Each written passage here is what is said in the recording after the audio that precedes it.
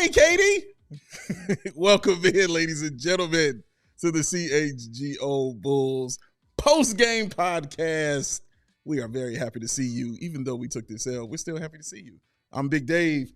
That is Will the Go Gottlieb over there. Bow. On the ones and twos, the queen herself. That is Katie. Here to talk about a Bulls L. 120-112. The Bulls take the L to the Brooklyn Nets in Brooklyn, dropping the Bulls record to 3-3. Yes, the Bulls are 500. Wow. I'm shocked by this. Will, wow. The game kind of went. The Owen Wilson too. Yeah. Wow, bro. Yeah. Shout out. What up, Sean? Shout out to you, sir. Hello. Thanks everybody being here in the chat. Make sure y'all drop your comments if you guys drop a thumb. Like to. Drop that thumb. We'll enjoy thumbs. Katie is also one to love a thumb as well. So drop the thumbs, drop the comments. Katie, your mind got to come on. Your mind can't be that all the time. All right, let's focus up and let's talk about these Bulls because they took this L, man. Dude, I'm loving Sean's commentary in the comments. Maybe Sean's going in. I feel like I always offer this to you, but if you want to just pretend to be me for an hour, you're welcome to anytime. Well, Will, that's hard to do. Will, he's got to cough it out now. He can get by. He'll be get all right. by. Okay. All right. Let's put a hat on. All right. Well, even though the Bulls took this loss, still a fun game in my opinion. It definitely was some fun bad stuff happening out there. The Bulls were on fire from the 3-point line in the first half. Kind of cooled off in that second half, but still fun to watch. Coby White went over, I believe, 5,000 points for his career. Congratulations to him. And also Zach LaVine went over 12,000 points for his career. Shout out to him as well. That is awesome stuff. Coby White started out the game. It was the one kind of carrying the team early in that first half. Him, Zach, Vooch. Which one would you like to start with, sir? The big three. I mean, let's just start with like the group in total because you mentioned the threes. First half, Bulls shot 14 of 25 from deep. That ties a record for the most threes that they've made in a half, which also ties a previous game this season. So they are obviously just letting them fly. Mm-hmm. But then in the second half, really dried up 3 of 19 from three. And that was really it. I mean, when you are a team that's giving up layups in transition, when there's zero resistance and you're just giving up layups in the half court, like uncontested. The Nets shot 60% from the field in the first half. They ended up 52. But so we're kind of seeing like the opposite side of that coin that we talked about so many times last year, which is the 3-point battle. The Bulls won making 17 threes compared to the Nets 11. But because they gave up so many layups, because they didn't really get enough from the free throw line, actually, they did really outscore the Nets from the free throw line. Mm-hmm. But the offensive rebounds, I thought the Nets did a pretty good job there. And then the turnovers were a big one.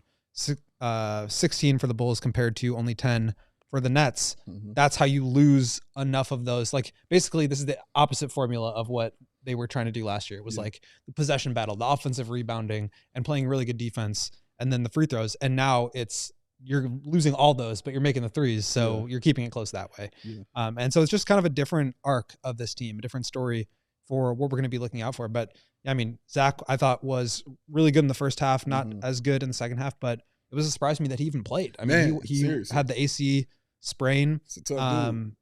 Did not seem like he was going to be in good enough shape to be able to play. He comes out, plays 34 minutes, 21 points on 7 of 17 shooting, 5 of 9 from 3. Mm-hmm. But Vooch, I thought, was outstanding. 10 of 11 from the field, 28 and 11 on the night. And he started, I believe, 9 of 9 or 10 of 10. 9 of 9. Yeah, he missed his 10th shot and then made his 11th. Mm-hmm. But yeah, he was outstanding. And I thought it was like, for Vooch, it was just opportunistic. It wasn't like they were clearing out, like slowing it down, letting him get in post position, giving him the ball and letting him pound the dribble. It's like he was just getting late steals. He was getting offensive tip-ins. He was hitting his threes. I really liked what I saw from Vooch tonight. Yeah, and to add to that, what I like a lot about his late steals is I feel like it plays into their kind of fast style of play because when you're doing, obviously it's late, but when you get it and Vooch comes in and he seals it immediately, he makes guys not think. Like, give me the ball. You know what I mean? Yeah. Like immediately, throw it to me. I don't have long down here. Give me the basketball. I'll get this layup. I got a little guard on me. So I think that adds to that fast way they like to play instead of, like you just said, giving him the ball, letting him pound it, then, fake, go for the up fake and try to get that left-hand layup like we've seen him do. But he was all over the place. And, of course, had the 3 assists as well. You can't talk about Vooch's game without talking about passing the basketball. So that's also was great, too, and did it in about 34 minutes tonight. So I continue to say, and I've said this to start the season, I thought he was going to have his best year with the Bulls that he has ever had. And he's starting out that way, having that kind of season. Also about the Bulls, I mean, they scored 30 in their first 3 quarters. And that, for me, that kind of has been on par with how they've won these games. They're playing well in that first half. But in that third quarter, when teams get kind of tired and a little stagnant, the Bulls were kind of, coming back and taking over, and that's when they would come back from those 20-point leads. So by the time they get to that fourth quarter, they're already in that rhythm, and they've got the momentum. Yeah, they're running you out after that. The difference was tonight they played against a team who could shoot just like they could. And Brooklyn, even though they scored 30 in those 3 quarters, in that fourth quarter they put up 22. Brooklyn put up 28. So Brooklyn stayed with them because they were 37 in that first, 31 in that second, and 24 in that third. But like I said, they're 28 in that fourth, and they did it late. You know what I mean? Like, they took it over late. It was close for a little bit, Will, but late in that game, that one guy, that man Cam, took that thing over in that fourth quarter late, man. Just one more thing on Vooch. I tweeted out a video because I thought it was just really textbook of, like, we've talked a lot in the past of, like, okay, let's not stop the offense to, like, make sure Vooch can get on the block and everybody stop what they're doing and watch him as he, gets a steal. Like, this was in a pick and roll. The defense switched off of him. All of a sudden, he was wide open under the basket. The ball kind of rotated over to the right side, which gave him a good angle. And he just made himself big. He called for the ball. I fired it into him. I thought that was great. Like, people, I think, I'm not a huge post-up guy because I think it slows the game down. It can kind of derail the Bulls from what they're trying to do, which is run. And this was an example of, in the flow of the offense, finding opportunities for him to get the ball down low. And I think that's what they really need to go for and, seek out. Like, it doesn't have to be a play where you just draw it up like a cross screen, come over the top, get to the block and get him the ball like in, high school. I thought this was really good within the flow. And that was on top of the fact that he was getting tip-ins and hitting his threes and all of that. Definitely getting those tip-ins for sure. I just thought Vooch played really well and I think this system, like we talked about it before, and I had the same, take, which was that I thought this system could really cater well to Vooch's skill set. And so I think we're seeing that. He's been fantastic this whole season. And I will say I also like the fact that the only shot he missed was a 3-point shot late in the fourth quarter. So he had been doing it all game long, and the shot he missed wasn't a bad shot. He wasn't just chucking it up there. And the threes were like, set a high screen for Giddey, defenders go with him, and then leave Vooch alone. And he's just there. Yeah. And he's forcing defenses to decide, like, are we worried about Giddey driving and getting a layup, or are we worried about Vooch hitting an open 3? And so far, teams have been not worried about Vooch and instead trying to take Giddey away. My fear with Giddey and why I've been so outspoken about the fact that he needs to be a aggressive scorer and driver is that he needs to be able to put pressure on the rim so that he can pull that defender with him. Yes. And that leaves Vooch open. And I thought the Bulls executed well on that, especially in the first half when they were really getting things going with the 3-ball. Yeah, absolutely. And you were touching on Zach LaVine earlier. I mean, I can't say enough about that man's toughness, man. Like, Zach LaVine is tough. And I don't feel like he gets enough love for that over his career here with the Chicago Bulls. This dude plays through anything. And it's one thing when he says it. Everybody's trying to say that, right? Like, I'll play through anything. No, Zach actually does it. Like, the times I've seen him come limping in and then just go down and get on the floor and play has been astounding to me. There's no way I thought he was going to play tonight, especially after I'm hearing and reading exactly what the issues were with him. And I'm like, oh, well, your shoulder's messed up. Well, obviously you'll sit this one out. Nope, I'm playing. And not only am I playing, I'm going to affect the game. The prove it I have for Zach, Will, was to affect winning. It's what I wanted to see him do. He has done that every single game. And I said you can affect winning even in a loss. He's done it every single game. I really, truly saw it in that last game, again, when he had 10 rebounds, even though he was injured. He still was affecting winning out there. Here in that first half, I mean, he just was going insane. 5 of 9 from the 3-point line is what he finished with. But, I mean, I love the fact he had only 2 turnovers out here. And, again, he only had the 1 rebound because he was protecting. You can tell the way he was playing that he wasn't trying to be super aggressive with what he was doing. But you can tell that Zach LaVine was out there to win and really trying to affect it and had a whole different focus that I haven't seen him have in these past few years. Yeah, and he, I wonder if anything happened to him in the first half or something, because he was 6 of 10 for 17 points in the first half. And then in the second half, I think he was 1 of 7 for, what would have been 1 of 7 for 4 points, did not make a 3. So obviously did not play as well in the second half, did have one of his turnovers at that point. But like you're also seeing, I think the Bulls have a lot of success when they bring that second unit in the second quarter in particular, like the Dalen, Julian Phillips lineups that are really running around and hassling people. And I wonder what happens there for Zach where, obviously he can get hot as Cam Thomas did, and we can get back into that conversation, but I wonder if something was up with the shoulder. And to me, it was like, there was no reason for him to play unless he was totally healthy today. Yeah, agreed. And so hopefully he was, because it's like, why are you risking it? This is like, what are we doing here? Yeah, it was. I think it was the same kind of with Patrick Williams, also dealing with his shoulder. I don't know if it affected how he played or not. I mean, the 6 points and the 6 rebounds. The man has 6 rebounds. I believe that's 5 straight games of him having 5 or more rebounds. That is something he hasn't done since the year before last. So, yeah, man, I'm excited for that. And again, the bar is low for Pat, but this is the no excuses to it for him. But I'm wondering if that shoulder affected him. I mean, the shooting wasn't great, 2 of 8, 0 of 4 from the 3-point line. But then you also saw a guy like Jalen Smith, who also was dealing with the injury, dealing with knee soreness. It didn't seem to bother him how in his play and how he attacked the Nets. 5 points, the 5 rebounds he had. And the 1 for 3 from the 3-point line. I think those are the things you kind of expect from Jalen. But, yeah, man, these guys are dealing with these injuries. Some of them are nagging. I hope some of them don't get worse and they just continue to be, what they are. But, again, I just wanted to give love to Zach. I saw someone say, I don't think Zach's grit and toughness is in question. I don't think it is either. I just bring light to it because I don't think he gets enough love for how he has done it over the years. I think he's taking more criticism for it than he has gotten that love over guys that have done it in the past, like a guy like Jimmy Butler or something like that. Zach LaVine has played through a lot. And last year is another great example of it when he got hurt and was playing through it. And people just were like, what the hell are you doing? You know what I mean? Like, no, this is Zach's MO. This is how he likes to play, man. He's a tough dude. And I just want to give him his love for that, man, because I think he deserves that. Played through the knee 2 years ago, played through the foot last year, and then all the nagging stuff, which I'm sure we don't even know the half of it with him. But yeah, I mean, totally agree. He's been, and I think he doesn't get enough credit for the fact that he played so much the year before, 77 games in 22-23. And outside of obviously the ACL injury, I mean, 63 games in 2018-19, 60 games in 2019-20, which was a shortened season. The next year was a shortened season when he played 58, then 67, then 77.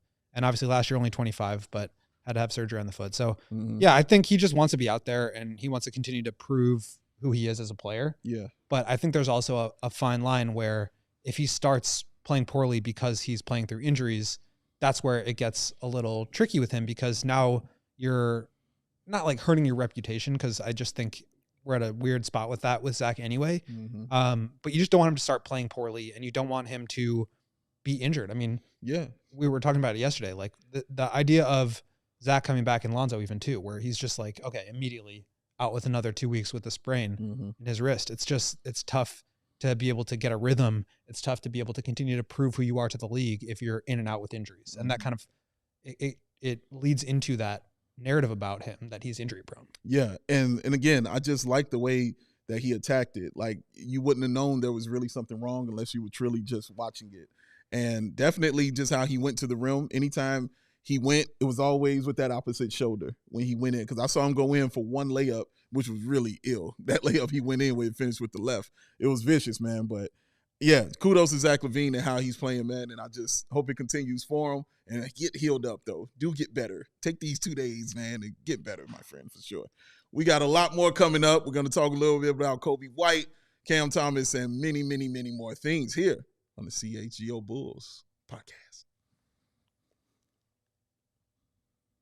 Big Dave, let's talk about ComEd, because I don't know if you knew this. Okay. But ComEd can help businesses save money by becoming more energy efficient. Will, you're in my head because I did not know that.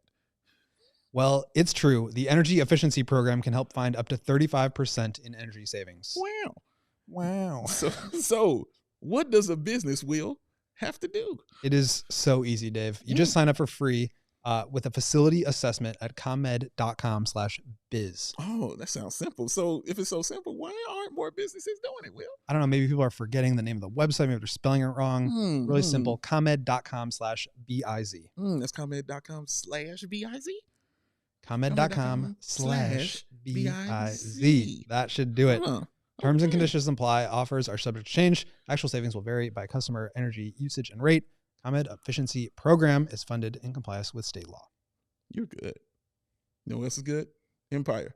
Because they do floors, no matter what. That's what they do. Empire today is the best place to get mic ready, flooring. Get it together. It's the best place to get new flooring. So, of course, they got those copycats. But Empire cannot be beaten on quality, service, and speed, so competitors will advertise low-quality products that Empire simply will not carry because they understand that what they're putting in their home ain't going to be good for you. They want you to have the best quality. That's what they are about.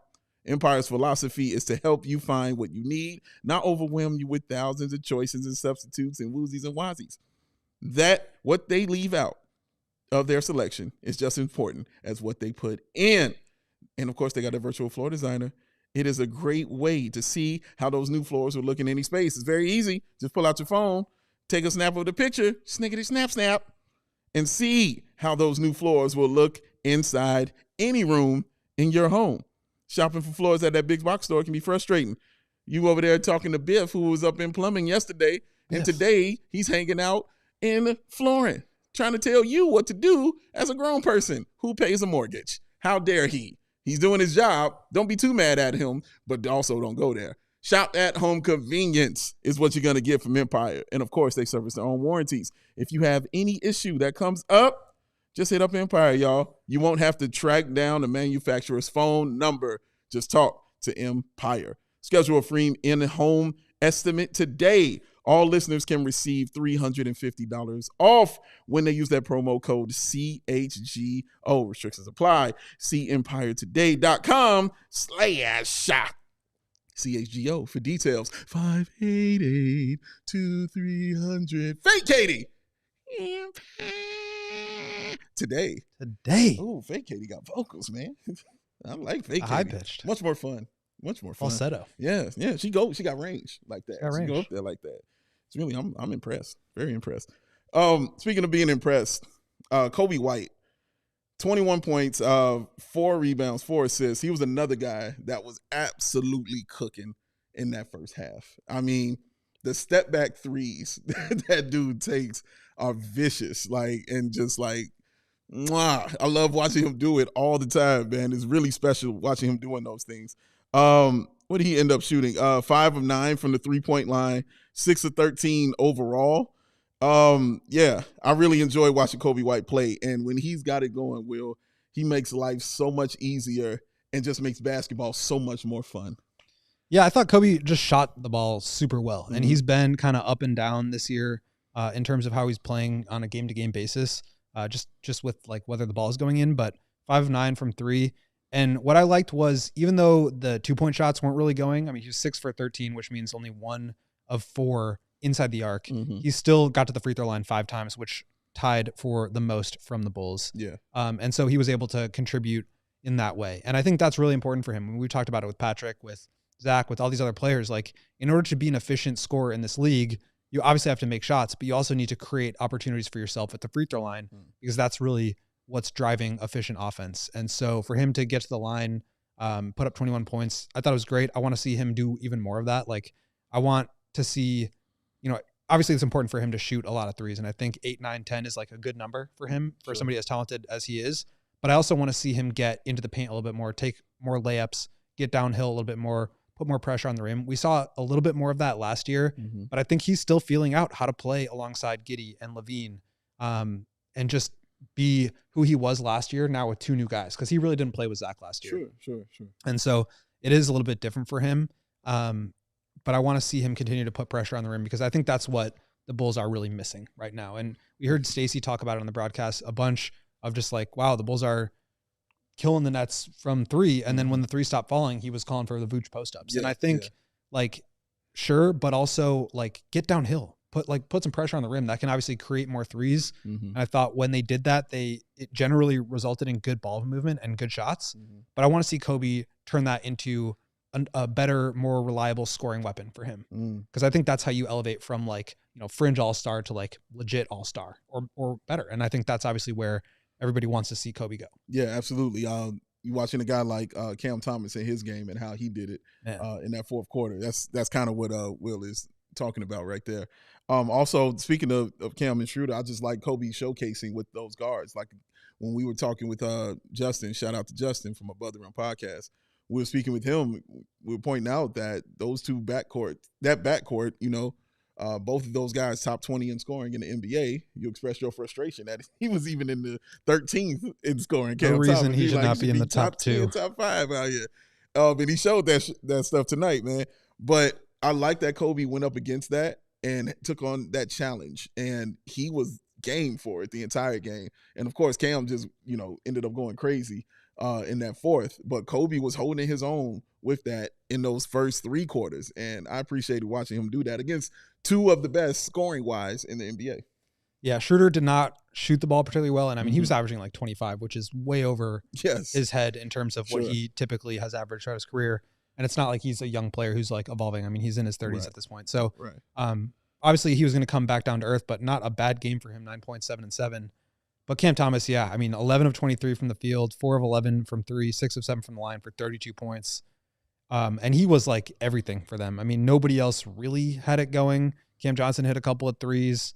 Ben Simmons had a couple of nice passes to guys for layups and things like that. But Cam Thomas is like their only source of offense right now. And he is just a bucket. I mean, he just can get a shot whenever he wants it. He gets so much elevation on his jump shot. You noticed the mid-range pull-up that he took, where it's like actually a pull-up jumper and not just like a fadeaway or like a little set shot or a floater. Like he's actually pulling up from 10 feet. Legit. Which is kind of hilarious to watch. But he's such an interesting player. And obviously took over in the fourth quarter, hit that logo 3, which basically was the dagger. He's just really terrifying offensive player. Yeah, I'm old school. I need the mid-range shots. Need them, baby. Get them back going. But yeah, Schroeder, again, didn't have it on the offensive end, but still 7 rebounds and 7 assists.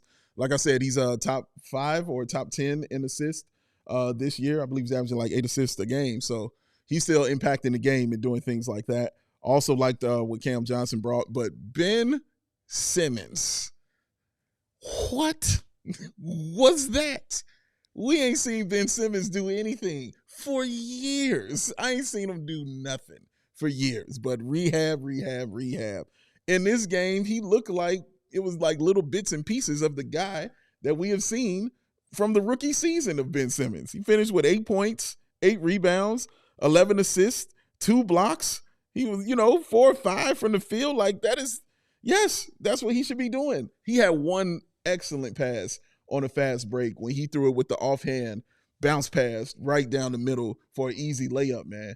He dropped some dimes on those guys tonight. And I'm happy any basketball player who was coming back from that kind of injury or even mental fatigue, whatever it was that was bothering Ben Simmons, it was just good to see him actually do something out there on the floor. Yeah, I thought he was great. And like, I think a lot of people just like hate on Simmons for whatever reason. Like, I'm hoping he can get back to it because he was a special player. Because he was trash, Will. It's a reason, bro. Well, yeah, I mean, he like, but like the idea of like he's, sitting out games or whatever, like we don't know what the actual answer to dealing that with is. A back, with a knee, things like that. And maybe there is like an emotional or mental element going on that it's like, I'm never going to understand what's going on in Ben Simmons' head. I don't want to like, come at him for that. But obviously like his career took a turn, and it's nice to see him out there and making plays. And, we were kind of joking about it when he like tapped Zach on the chest after he picked up his 11th assist and he was playing well. Yeah.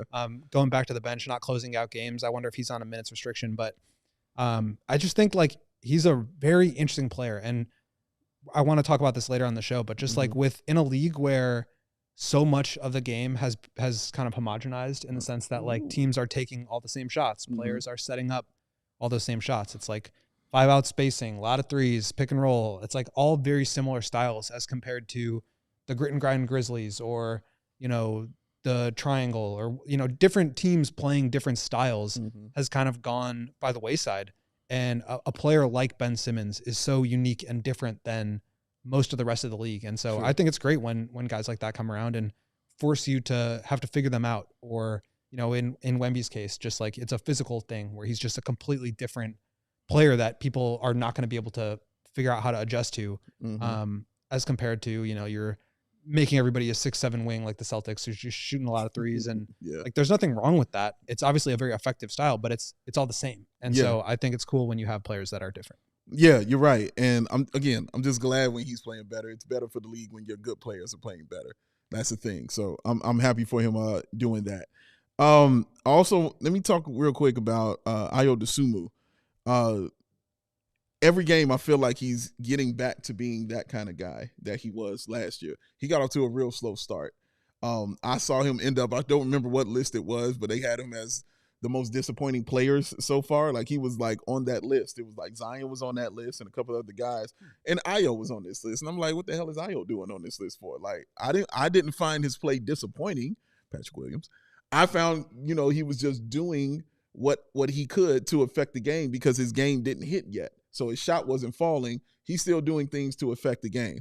Now, I appreciate the fact that Ayo has that kind of IQ, and we talked about that, just how mature he is, you know, mentally in his game.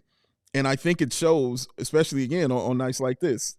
10 points, 7 rebounds, 3 assists. Again, didn't shoot well. 3 of 11, 2 of 7 from that 3-point line. But the fact that he did that in 27 minutes, he knows how to get the ball and get to the cup. The passes he was giving Vooch when he was sealing guys inside, he is an awesome salve for Billy Donovan when he just needs somebody to take that pressure off, to continue to run the offense right, to get out in transition, to get yourself an easy bucket. Ayo will get you an easy bucket when you need it because he's learned, if I just run faster than everyone and get down here, I'm either going to get fouled or I'm going to get a layup. So I appreciate how he plays, and I'm glad that he's coming back a little more than from what we saw earlier on in the season. Yeah, I'm never too worried about the numbers with Ayo. Like, it's not, to me, for him, it's like not about that. Yeah. He's like an impact player in the sense that he's like creating plays on the defensive end, in the sense that he's spacing out the floor. And, you know, obviously at the end of last season went crazy from a shooting efficiency standpoint, but like, he's not a go-to scorer, and that's okay. Like, he's a very good secondary player, and the Bulls really need that. And so obviously when he's out there, you feel him. And I think that's the criticism of Patrick in a lot of ways, is that at times he doesn't really make you feel his presence. Like, we saw Dalen Terry out there for, 10, 12 minutes today, and you felt every second of that. And with Patrick, I thought he played fine. Like, it was a very similar Patrick game. He had a couple of steals. He had a steal. He had, a couple of 3-point opportunities. Didn't happen to fall tonight. Couple of rebounds, 6 of them again, and he's been rebounding much better this year. But it's all kind of like the same Patrick. And for me, what we're seeing with Ayo is the same Ayo, but the shot just wasn't falling. And so to me, I'm not at all concerned about him or the numbers that he's putting up. That's not really what I look at to measure his success. It's more about the way he defends, the steals that he generates to get out in transition. And obviously, like, you want him to hit his jump shots, but the transition element, I think, to Ayo, and then obviously being like the best point of attack defender on the team. Like, he has to be that. And that's why he's out there. Yeah. And he's going to be out there, especially in clutch moments of the game. And again, like you said, not for him to score, not for him to do those things are bonuses, but we're going to need you to shut somebody down. And we're going to need you to play up on that point guard or even the 3, whoever it is. Ayo's going to have to be out there defending him, man. So just happy to see him, kind of getting this thing back together numbers-wise. We're going to take a break. When we come back, Will wants to talk about something. He's got things he wants to say. Come be smarter when you listen to Will the Goat Gottlieb, CHGO Bulls. But first, let's talk about betting. Let's talk about betting on Prize Picks, which is a great place if you want to get real money on real sports action. With over 10 million members and billions with a B, billions of dollars in awards, Prize Picks has made daily fantasy sports accessible to all. You pick more than or less than on at least 2 player props to get a shot to win up to 100 times your cash. Run your game all season long on Prize Picks. You can now win up to 100 times your money on PrizePicks with as little as 4 correct picks. PrizePicks invented the flex play, which is what I'm really into, because what that means is your lineup doesn't have to be perfect. You just have to hit 3 out of 4 or 3 out of 5, and you'll still get a payout. You still get your money. So if PrizePicks is the only real daily fantasy platform that does such a thing, they also have an injury insurance policy. I told you about this yesterday. Yes. But in my first one of the NFL season, the first time I ever played PrizePicks, I had Christian McCaffrey. I was very excited about him getting a touchdown and winning me money. Didn't play, but that was okay. I still won anyway because they gave me the insurance on CMC. Nice. You can sign up today and get $50 instantly when you pay just $5. You don't even need to win in order to receive the bonus.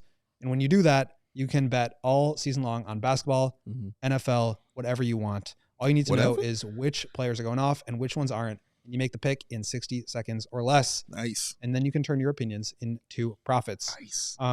I did pick a couple yesterday. That one went well, the other one did not. I had Jalen Green over 23.5 points. I do remember this. They were going against the Mavericks. Mavericks defense, not so much. Although they are a good defensive team. Their backcourt solid. isn't as good, but he had 23, so just missed it. But Ja Morant did hit. He had 26. The over-under was 21. He also had, did you see this play? He threw it from the ground I saw to it. Santi Aldama for an alley-oop. Yes. So all of that is for PrizePicks fun. You can download the app today and use code CHGO to get $50 off instantly when you play your first $5 lineup. That's code CHGO to get $50 instantly after you play your first $5 lineup. PrizePicks, run your game. Katie, you gamble? No, I used to gamble and I would do like $1 at a time, but no, because I don't like the risk. But at a certain point, my account hit 0 and I was like, you know what? That's okay. That's all right. Okay. That's why you got to pay $5 and get $50 from PrizePicks. You know what? You're right. I think I might do that. Oh, you got a new one, PrizePick. Billions. And ladies and gentlemen, we are sponsored by the Chicago Sports Network, the new home for the Blackhawks, Bulls, and White Sox games. CHSN will broadcast more than 300 live games per year across the Blackhawks, Bulls, and White Sox, and will feature a full lineup of original Chicago-focused sports content. They are Chicago-based, Chicago-built, and they are Chicago to the bone.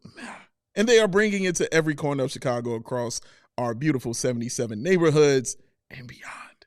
At CHSN, Chicago comes first. Visit chsn.com for more info on how to watch Bulls, Hawks, and Sox all season long. And after you watch those games, tune into the post games here on the CHGO for the Hawks, for the Sox, and of course, the CHGO Bulls. Well, I'm not a gambler. You make me want to get into it though, hearing this PrizePicks stuff. You're only on the roulette tables. That's it. Well, I'll be killing them. I'll be killing them on the roulette tables, man. How does he do this? It's magic. That's how I do. Mathematical improbability. 10 times. 10 times. Damn it.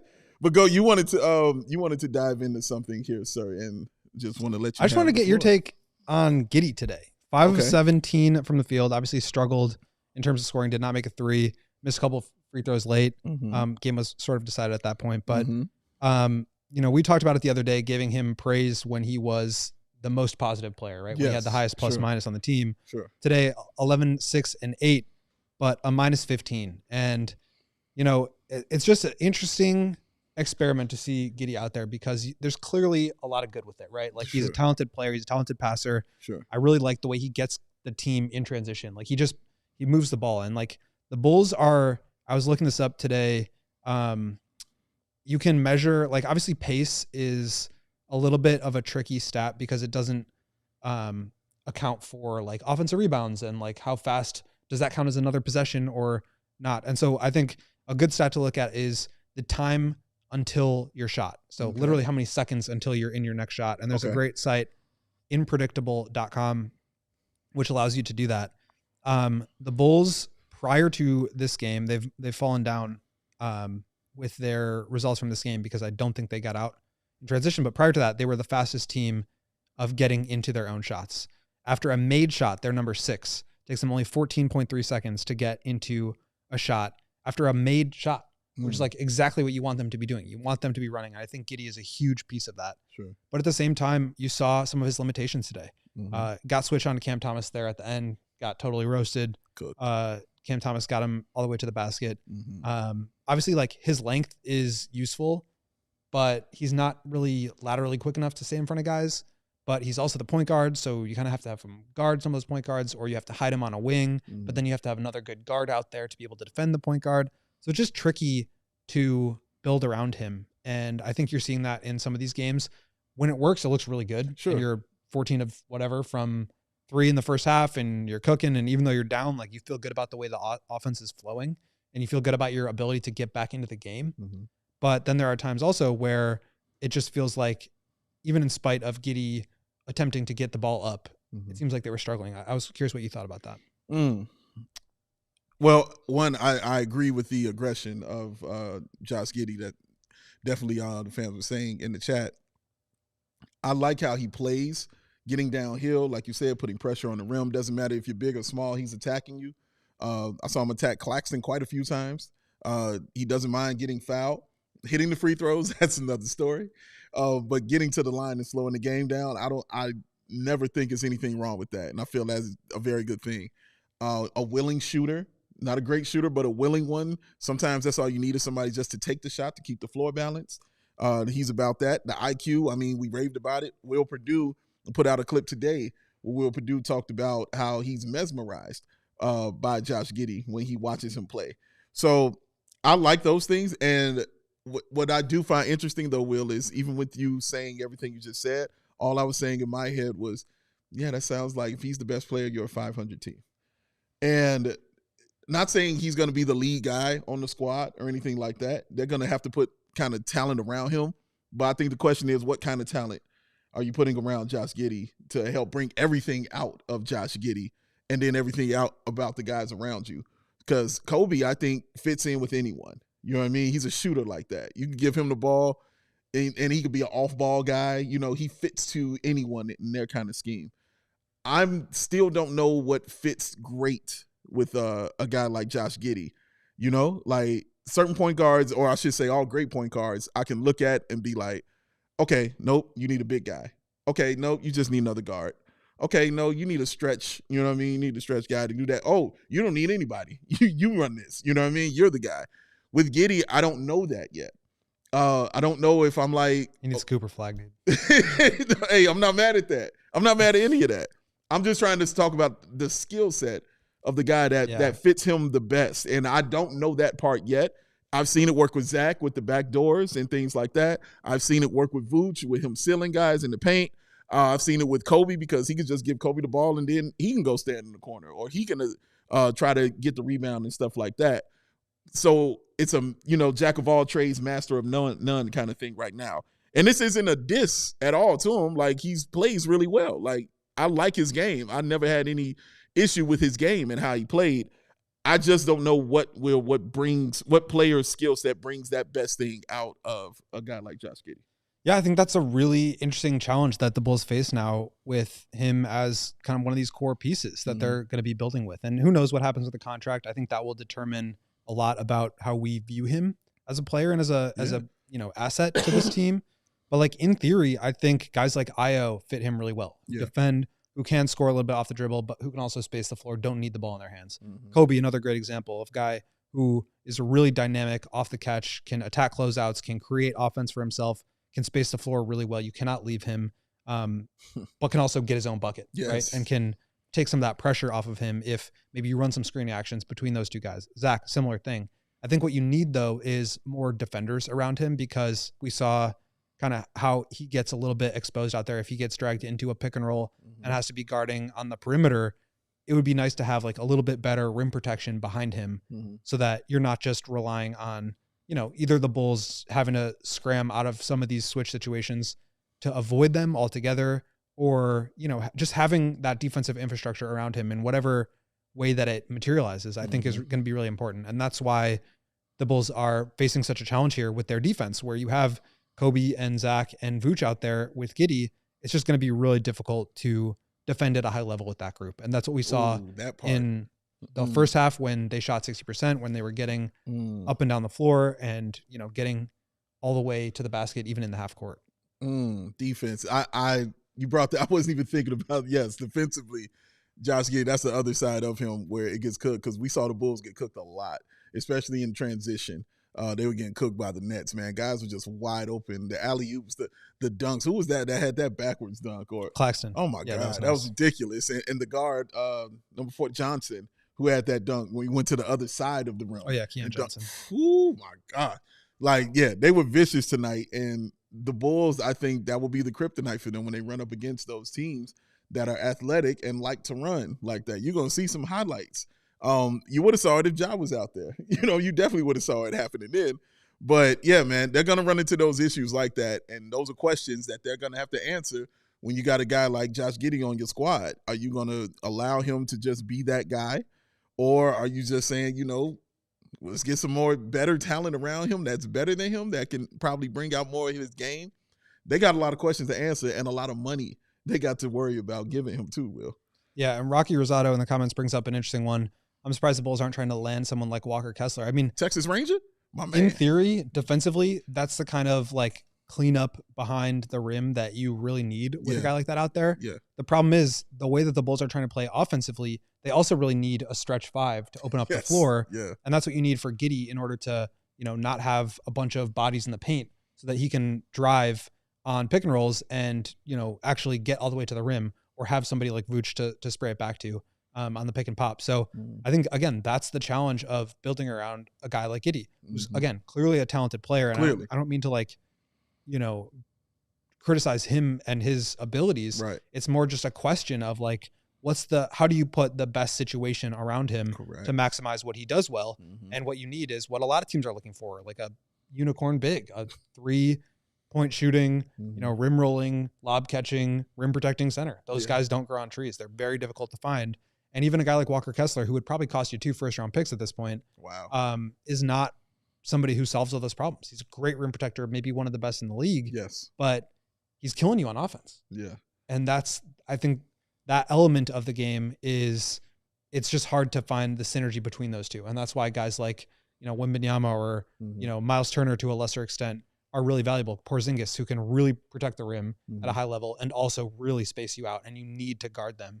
And you can't put a small on them because they'll shoot right over.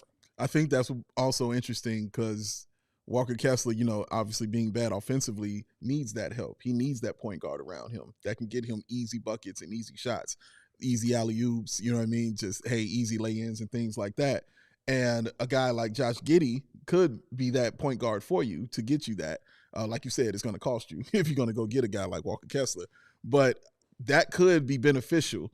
But you also see the benefit of a center like Vooch. Yeah. You know what I mean? When you're playing with a guy like Josh Giddey, who can get anywhere on the floor and I can find you. Step out to that 3-point line, I can hit you with it. Step out mid-range, I can get you. You seal somebody in the paint, I can get you.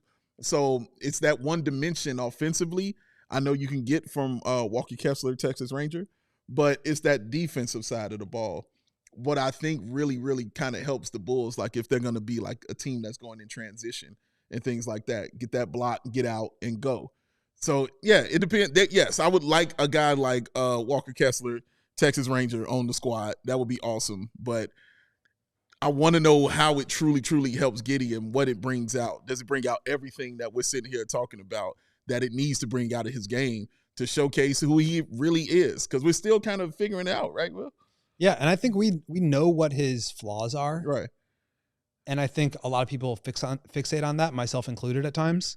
But we also don't really know, to your point, what his strengths can be if you put the right situation around him. And it's a challenge because you just need a very specific infrastructure around him in order for him to be successful. But if you can do that, I think he could be a great player. Oh, yeah. We just have perimeter defenders who can switch and have length. You have a rim protector who can shoot threes. And you have guys that can, space the floor, don't need the ball in their hands, but can really attack when they have it. That's the kind of, and so you're like talking about Cooper Flag in the comments, like, yeah, he'd be great. Yeah. But I mean, also maybe a guy like Kaman Maluach, the Duke center, is another guy who maybe down the road, he's pretty raw prospect, but could be, a good rim protector, 7'2", great wingspan, but also can shoot a little bit, but also catch some lobs. He could be the type of player, but again, those guys are just really hard to find on trees. And then you've got to be in a really good position in the draft to be able to get one of those guys. And we all know that the challenges of that going into the season. Okay. We're going to take our final break. We're coming back. We're going to look down the line because guess what? Bulls play Utah next. And Katie is going to read some of your awesome comments, things that you guys have to say. Stay tuned. CHGO Bulls. But first, it's time to relax. Game's over. They took the L, and so can you. Sunnyside, ladies and gentlemen. Sunnyside. Oh, it's your home for judgment-free cannabis shopping, a place where all kinds of visitors are welcome to explore, discover, and purchase a wide array of high-quality hydroponics in the city. Sunnyside has everything you need to elevate your summer. One-stop shop is what it is for all your cannabis needs. Sunnyside has an expertly curated menu, with more than 100 strains to choose from, plus easy online ordering and in-store pickup. Sunnyside is Illinois' favorite dispensary with locations in the city, like Wrigleyville and River North, all the way out to the suburbs like Champaign and South Beloit, and much more. And if you're starting out, Sunnyside has that expert guidance and brands that we know that you'll love, like that Good News and Mindy's. Shout out. And if you're a pro, they got you covered from head to toe with over 100 strains, as I told you earlier when I was kicking the flow. All of that rhymed. I am amazing. Oh, I like me. What is Matt like? I forget the mango joints that he enjoys, the Good News Island vibes. He likes that too. Destination relaxation. I'm gonna get that for Katie. She needs to chill on out sometime. And the Puff Puff Paradise. That just sounds like a song I would enjoy. Visit sunnyside.shop for bright buys every day, including 50% off your first 3 online purchases. You heard what I said. Enter that promo code HICHGO at checkout to qualify. Exclusions apply. Sunnyside Cannabis Dispensary, bright buys every day, only for 21 and over or Illinois Med Card holders. We have 135 people hanging out with us on a Friday night after a Bulls loss. We love and appreciate you. We also just hit 10,000 followers on Twitter. You guys, thank you very much. Thank you. Huge thank you to all of you who follow us, who watch our show, who hang out with us after wins and losses all the way through the offseason. We love and appreciate you. And we know that you are going to be hanging out with us.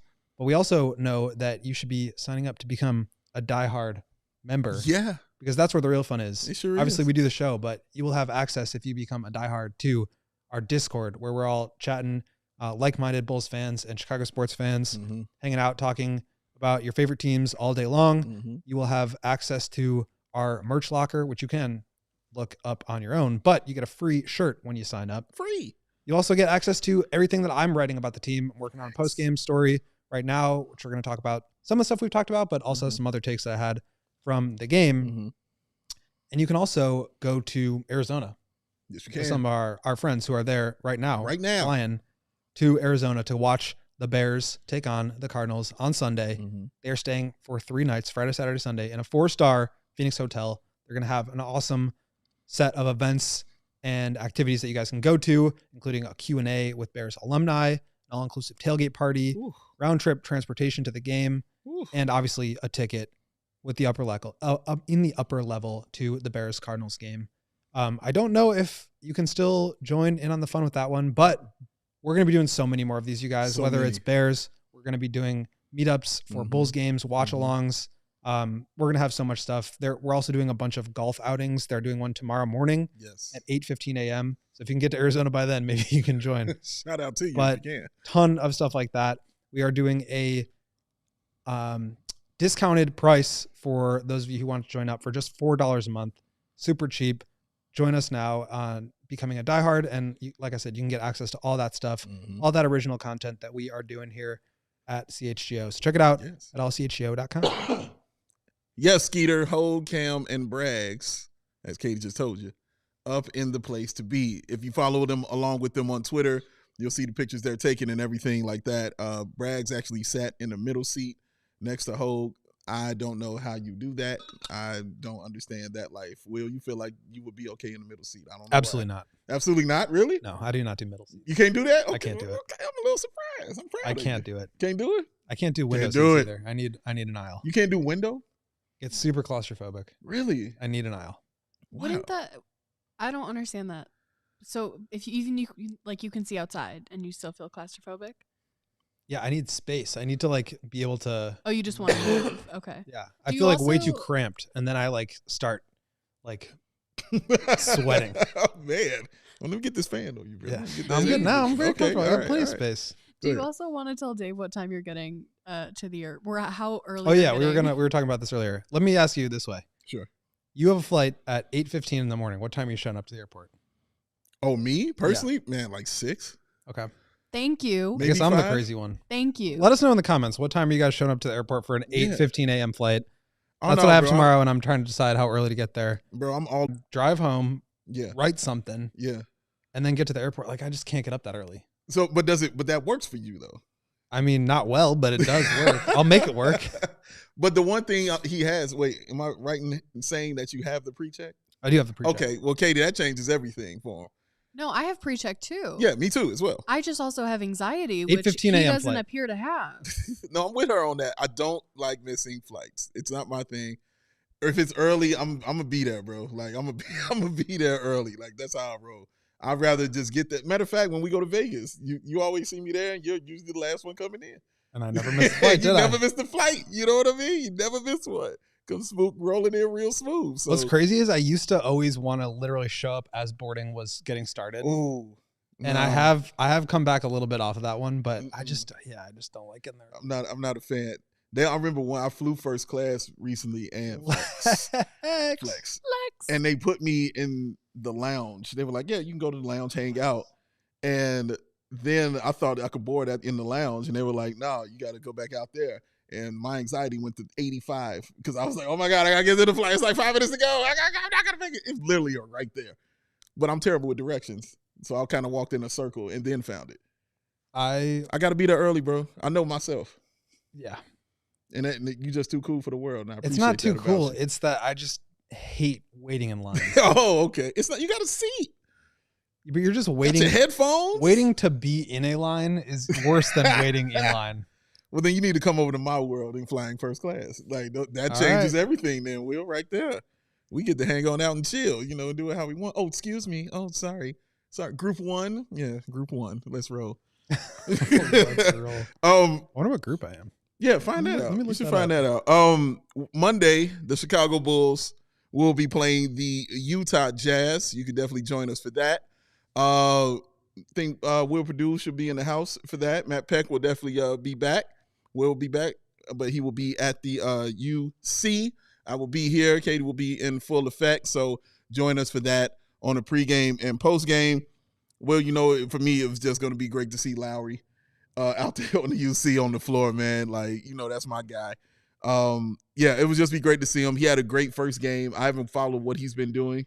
I haven't done my homework on Utah yet, but I know he had 35-9 in that first game that they played. Just let me know that he's still that guy. But Walker Kessler has been definitely doing his thing, which is why his name keeps coming up in trades and things like that, because they know that, Utah isn't trying to, go for it and get this draft pick, man. That's exactly what they want to do. They want to get Cooper Flag. They're in the same situation the Bulls are with the top 10 protected pick. Which I'm convinced that pick. they're getting Cooper Flag now. I'm convinced now that he is going to Utah. Convinced that is going to happen. But your opinions are Utah and how they're doing it this season. So, yeah, I mean, I'm not going to sit here and say I've watched them carefully. Sure. But the last couple of years, the thing with Utah has been that they have Jordan Clarkson out there and, John Collins and some like legitimate NBA players, Colin Sexton, and they are really well coached and they generate a ton of offense. Obviously, you've got Lowry out there who's playing at an all-star level. And what happens is that they start out the year pretty good. They're winning games. They're in the play-in mix. And then, all-star comes around, trade deadline, and they trade away a couple of vets and they give guys some injuries and then they pull the plug on the season. And they end up with the 9th pick or the 10th pick. They got Cody Williams, obviously, this last year at 9. Keontae George the year before that. George, yeah. I believe also at 9, or maybe that was like 13 or something like that. And so now I think they start the season 0-5, and they are just a little bit more committed to the direction that they need to go. And part of that is that they owe a top 10 protected pick. Part of it is that the Western Conference is just so deep and so stacked that it's going to be difficult for them to win games on a night-to-night basis anyway. But if there's one thing that a Danny Ainge-led organization does well, it's commit to a plan and a direction. Very true. And so you see the way that they're managing a similar situation to what the Bulls are in, which is being comfortable, trading away guys, being comfortable, packing it in, being comfortable, playing a lot of young players and rookies, and letting some of those guys, obviously they've had a devastating injury with Taylor Hendricks. Lowry's had some back spasms. He hasn't been in every game. I'm not sure if he'll play. But I think just that commitment from ownership down to front office, down to coaching staff, down to team, it's very much in line. And you see how some of these teams are like that. Obviously the Nets won tonight, but like they traded for their pick. They traded Mikal Bridges. They went sort of that direction. And I think when you look at that in contrast to where the Bulls are, where they're trying to straddle that line a little bit more, I think that's how you can end up in trouble, especially in a year. And we talked about a little bit, while we're watching the game, where Scotty Barnes is out for multiple weeks and quickly hasn't played. And, the Pistons are 1-5 to start the season or something like that. And the Hornets are losing guys and the Hawks are losing all their guys. And, the Pacers haven't looked great. The Magic just lost Paolo Banchero. It's just like, I know it's the start of the season and I know it's 3-3, but it just feels like there is going to be a lot of urgency from a lot of these other teams to pick a lane quickly. And if the Bucks can't figure it out, maybe they do pull off a Giannis trade and then they start to go that direction. If the 76ers don't get Simmons back, don't get Embiid and Paul George back, then maybe they're going to be, a little late to start digging themselves out of that hole. And I think that it's fun to watch this team win some games. Sure. It's fun to watch them play well.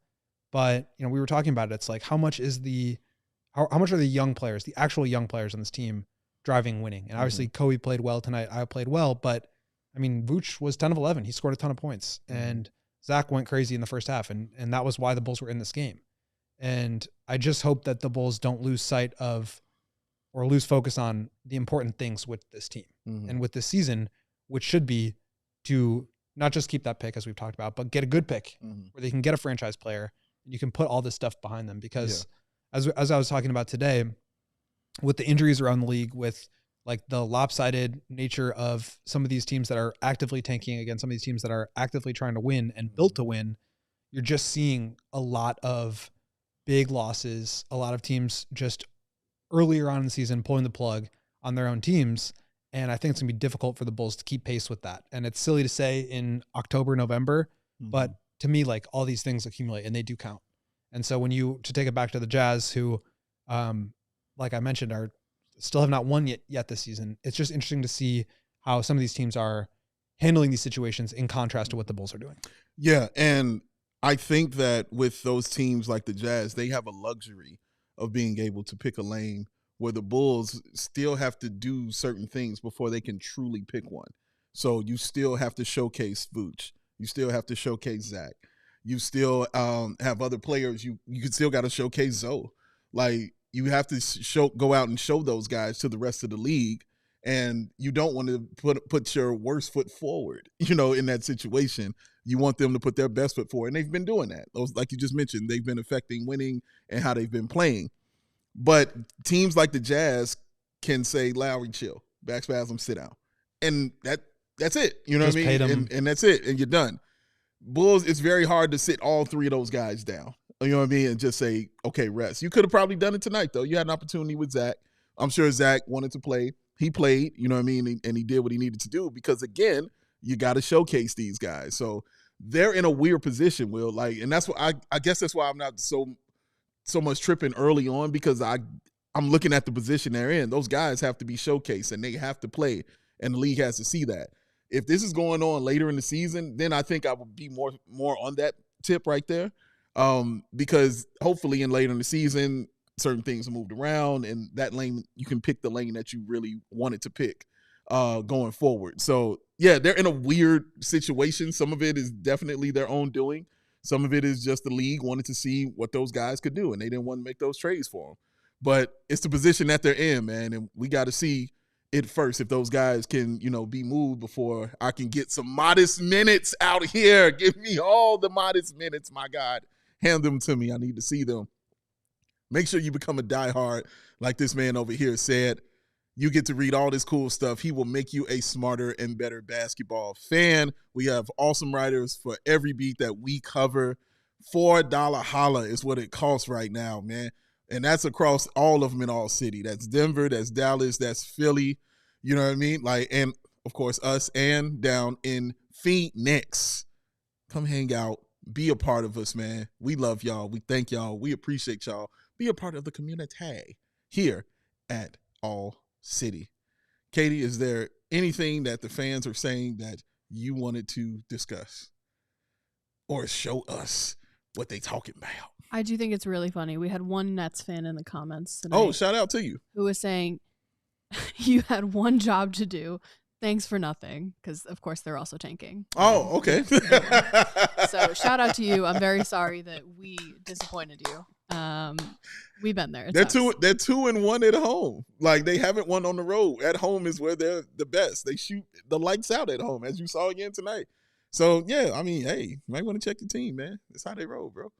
But, yeah, Will, I think it's time that we get out of here.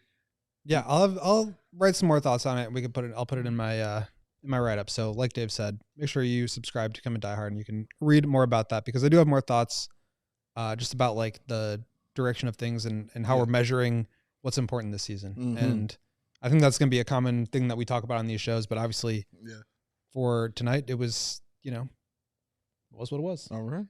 Well, you have a safe flight, sir. I hope you get there in time. Thank you. I hope so too. Shout out to you. Thank y'all for joining us. Thank you for hanging out. Make sure you hit that like button on your way out. Show some more love to us, man. Thank y'all for the 10,000 followers on Twitter. It really does mean a lot to us. We really appreciate y'all for that, man. So let's keep moving. Let's keep going forward and go Bulls. On behalf of Queen Katie, Will the Go Gottlieb, I'm Big Dave, y'all. Peace and love. We out. Bow. We all silly like the mayor.